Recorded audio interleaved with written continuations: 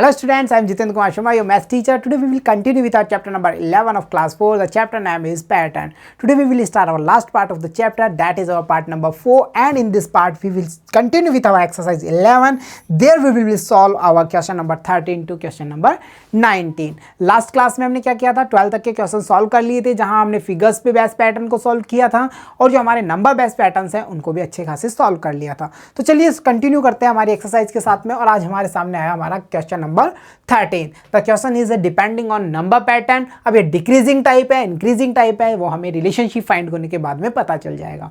तो देखिए 2 to 4 it means we have 2 time, 4 to 8 then 2 time, 8 to 16 then 2 time. In short we can say every time the number goes double.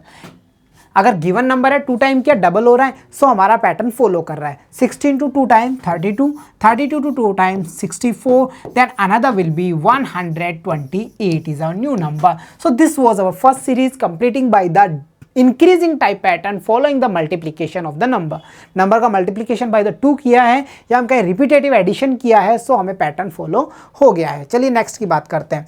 1 to 3 it means 1 to 3 then 3 to 9, 9 to 27। It is a multiplication type method. देखिए कैसे, we have 1 multiplication by the 3, easy going we have 3, we have 3, if we multiplication by the 3 then we find 9, if we have 9 multiplication by 3 then we have 27, if we have 27 multiplication by the 3 then we have 51, so we can write there 51.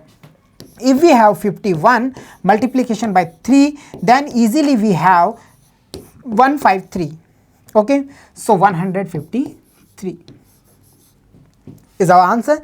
And at last if we have 153 multiplication by 3 then our answer will be, you can check, 459. 459 is our answer. This was our increasing type pattern depending on multiplication by number 3. Every time 3 से multiplication किया, number find कर लिया। चलिए next की बात कर लेते हैं। Another you can check 256, 128, 64, 32. Every time you can say divide by 2. Every time we have divide by 2. 1, ये देखिए फर्स्ट नंबर था, डिवाइड बाई 2 किया, आंसर क्या आ रहा है 128।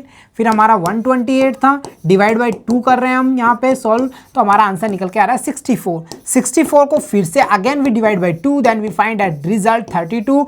If we divide 32 divide by 2 then easily we find as result 16 divide by 2, next number will be 8। After division by 2 we find as answer of the last number of series as 4.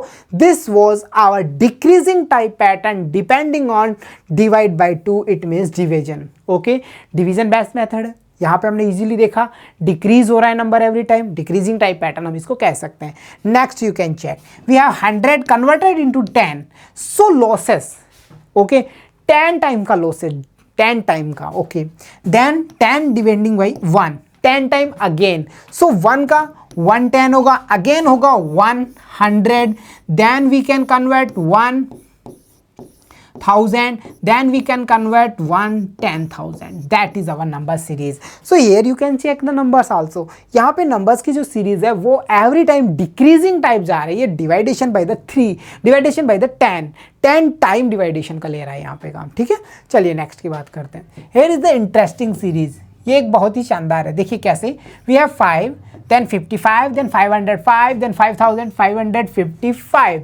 So every time number of 5 increase, कैसे, 1 time 5, 2 time 5, 3 time 5, 4 time 5, then 5 time 5, 1 2 3 4 5, 6 time, 1 2 3 4 5 6, 7 time, 1 2 3 4 5 6. Okay, this was the series. Okay, 6 time, then we have 7 time.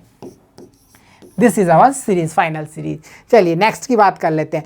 If we have 1 converted into 10, 10 time 100, 10 time 1000, 1000 convert 10 time 10,000, 10 time again 1 lakh, 10 time again 10 lakh. Clear? So every time increasing multiplication by 10. Okay, so this is multiplication series, this is repetition of number और digit series. So relationship numbers के किस type से हो सकते हैं भाई, increase कर सकते हैं, डिक्रीज कर सकते हैं, रिपीटिशन दे सकते हैं नंबर्स को. सो दिस टाइप से हम रिलेशनशिप फाइंड कर लेते हैं. चलिए last question of the series देख लेते हैं.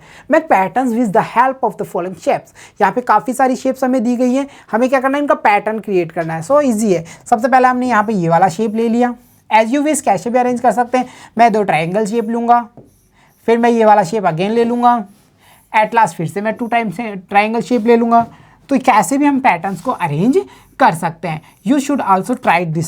आप ये दोनों ट्राई करेंगे, इनमें से बस हमको रीअरेंज करना है. हमने ये फ्लावर शेप ले लिया, फिर हमने ये वाला शेप ले लिया, फिर से फ्लावर ले लिया, फिर से ये शेप ले लिया.